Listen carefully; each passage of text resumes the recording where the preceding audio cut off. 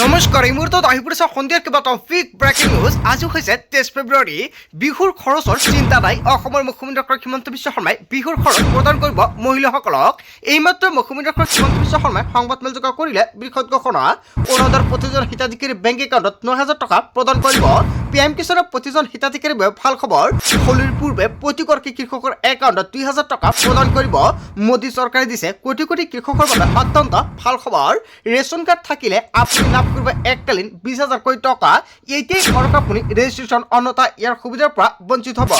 আত্মসহায়ক প্ৰতিজন মহিলা বেংক একাউণ্টত 25,000 টকা প্ৰদান কৰিব। 10,000 টকা লাভ কৰিলে নে একাউণ্টত।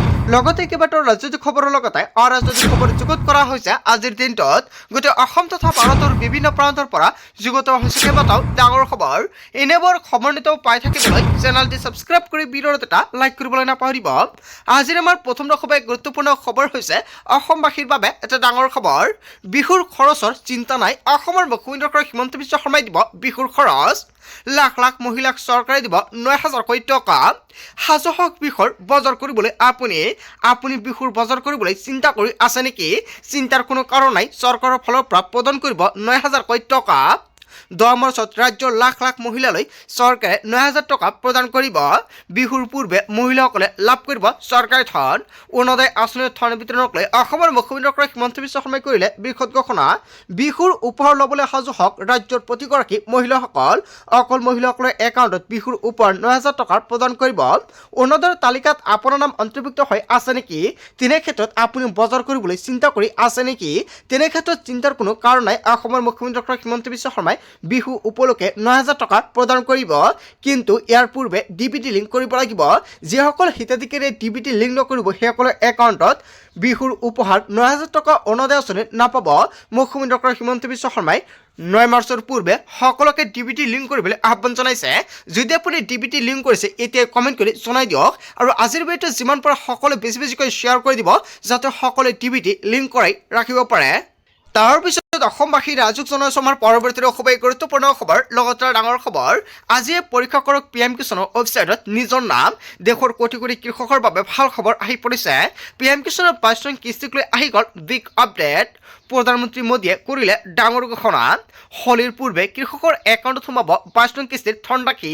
সকলো কৃষক ৱেইট কৰি আছে কেতিয়া PM কিষাণৰ 22 নং কিস্তিৰ টকা প্ৰদান কৰিব। আৰু হোলীৰ পূৰ্বে কোটি কোটি কৃষকৰ একাউণ্টত 2,000 টকা প্ৰদান কৰিব। আৰু হোলীৰ পূৰ্বে প্ৰতিগৰাকী কৃষকৰ কৰিব লাগিব কেইবাটাও গুৰুত্বপূৰ্ণ কাম, অন্যথা আপোনাৰ একাউণ্টত PM কিষাণৰ টকা নাপাব।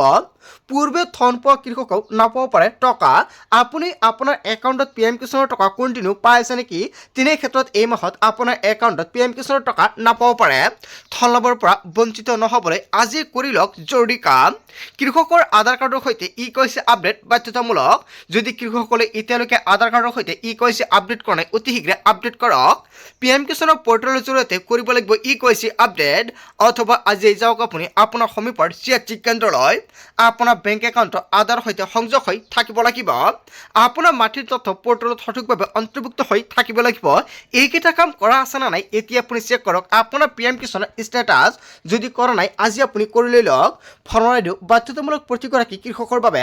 যদি কৃষকসকলে এতিয়ালৈকে ফাৰ্মাৰ আইডি বনোৱা নাই অতি শীঘ্ৰে বনাই লৈ লওক আৰু PM কিষাণৰ লগত লিংক কৰক। অন্যথা তালিকাত নাম থাকিলেও আপোনাৰ একাউণ্টত টকা নাপাব। সকলো কৰাৰ পিছত জানি লওক এইবাৰ আপুনি ধন পাবনে। আপোনাৰ একাউণ্টত এইবাৰ PM কিষাণৰ টকা পাবনে নাই আপুনি কেনেকৈ চেক কৰিব ষ্টেটাছ। প্ৰথমতে যাওক অফিচিয়েল ৱেবছাইট pmkishan.gov.in লৈ নো ইউৰ ষ্টেটাছ বিকল্পত আপুনি ক্লিক কৰক। আপোনাৰ পঞ্জীয়ন নম্বৰ বা মোবাইল নম্বৰ দি আপুনি চাব পাৰিব আপোনাৰ নাম। কৃষকসকলৰ বাবে মুকলি কৰা হৈছে হেল্পলাইন নম্বৰ। যদি কিবা অসুবিধা হৈছে লগে লগে কৰক আপুনি যোগাযোগ। 526 এইটো টোল ফ্ৰী নম্বৰ মুকলি কৰা হৈছে চৰকাৰৰ ফালৰ পৰা। যদি কিবা কৃষকৰ অসুবিধা হয় ষ্টেটাছ চেক কৰাত তেনে ক্ষেত্ৰত আপুনি যোগাযোগ কৰিব পাৰে আৰু সবিশেষ তথ্য জানিব পাৰিব। তাৰ পিছত অসমবাসী ৰাজুক জনাইছে আমাৰ পৰৱৰ্তী খুবেই গুৰুত্বপূৰ্ণ খবৰ। লগতে ডাঙৰ খবৰ, মিত্ৰতাৰ নতুন সমীকৰণ, অখিল আউট লুৰিন ইন। কংগ্ৰেছে উজনি অসমৰ সমষ্টিহে দিয়ে অখিল গগৈ। কংগ্ৰেছৰ মিত্ৰতাৰ পৰা বাদ পৰিল ৰাইজৰ দল। অখিলক বাদ দি লুৰিন আৰু বাওঁপন্থীৰে আগবাঢ়িব কংগ্ৰেছৰ মিত্ৰতা হ'ব AGP বাওঁপন্থী APHLC।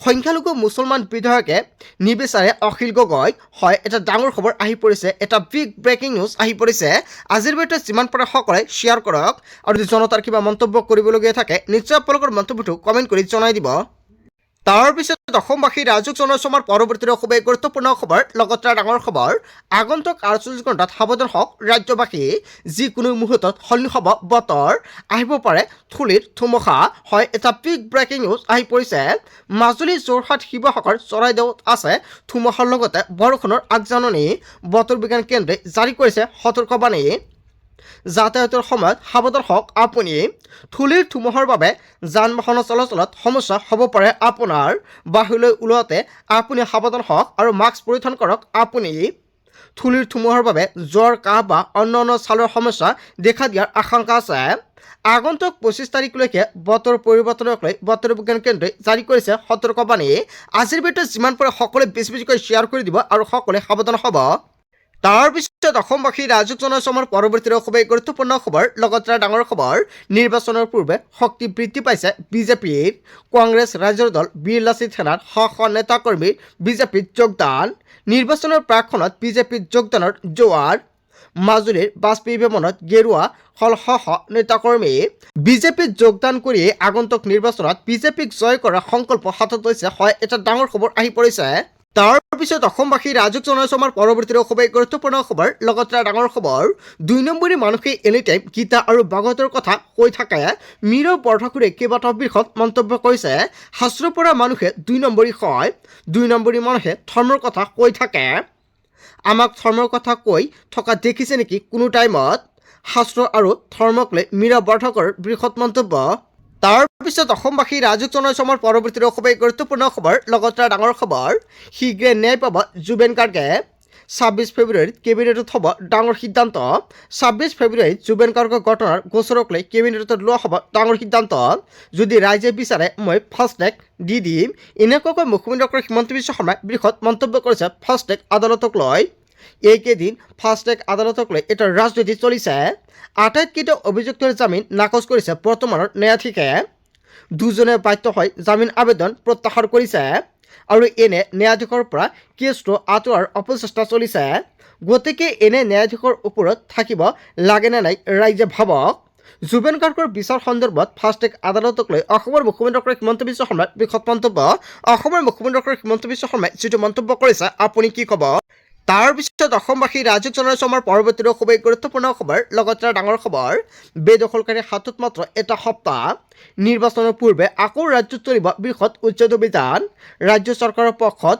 ৰায় প্ৰদান সৰ্বোচ্চ ন্যায়ালয়ৰ ঘৰে ঘৰে জাননী জাৰি বন বিভাগৰ তহৰ ভিতৰতে চৰকাৰী ভূমি খালী কৰাৰ নিৰ্দেশ চৰকাৰী ভূমি খালী নকৰিলে চলিব প্ৰশাসনৰ বুলডোজাৰ একশ্যন 59টা পৰিয়াললৈ জাননী জাৰি কৰিছে প্ৰশাসনৰ ফালৰ পৰা গোলাঘাটৰ নেগেৰী বিলত চলিব উচ্ছেদ অভিযান সৰ্বোচ্চ ন্যায়ালয়ৰ ৰায়দানৰ পাছতে একশ্যন মোডত বন বিভাগ নিৰ্বাচনৰ পূৰ্বে আকৌ ৰাজ্যত চলিব সৰ্ববৃহৎ উচ্ছেদ অভিযান তাৰ পিছত অসমবাসী ৰাজুক জনসমাৰ পৰৱৰ্তী খুবেই গুৰুত্বপূৰ্ণ খবৰ লগতে ডাঙৰ খবৰ ৰকিবুল হুছেইনক দোষাৰোপ কৰা ভূপেন বৰাক আক্ৰমণ ৰকিবুলৰ অত্যাচাৰত কংগ্ৰেছ শেষ হৈছে বুলি কৈছিল ভূপেন বৰাই আৰু ৰকিবুল হুছেইনে কংগ্ৰেছত স্বেচ্ছাচাৰী শাসন চলাৰ অভিযোগ উত্থাপিত হৈছিল আৰু ভূপেন বৰাক প্ৰথমবাৰৰ বাবে আক্ৰমণ কৰিছে ৰকিবুলে বিজেপিত নিজৰ সৈতে 32টা মানুহ নিব নোৱাৰিলে ভূপেন বৰাই বিহালী এৰি চামগুৰিত নিৰ্বাচন খেলিব খুজিছিল ভূপেন বৰাই চামগুৰিত নিৰ্বাচন খেলিব বিচৰা প্ৰকৃত কাৰণ হ'ল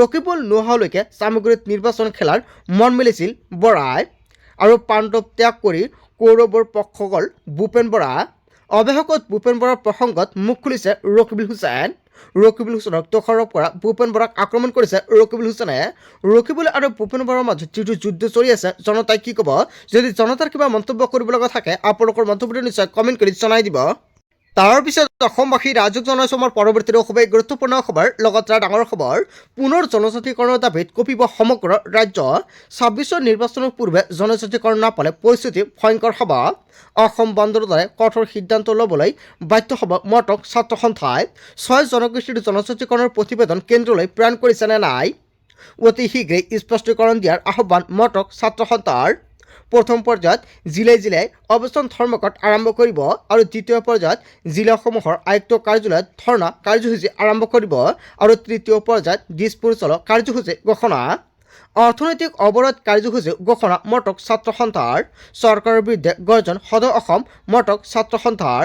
পুনৰ জনজাতিকৰণৰ দাবীত কঁপিব সমগ্ৰ ৰাজ্য। তাৰ পিছত অসমবাসী ৰাজুক জনাইছো আমাৰ পৰৱৰ্তী অসমৰ গুৰুত্বপূৰ্ণ খবৰ। লগতে ডাঙৰ খবৰ, অখিল গগৈ বিজেপিৰ বি টিম মানুহ। ৰাতি ৰাতিকৈ মুখ্যমন্ত্ৰীৰ পৰা টকা লয় অখিলে।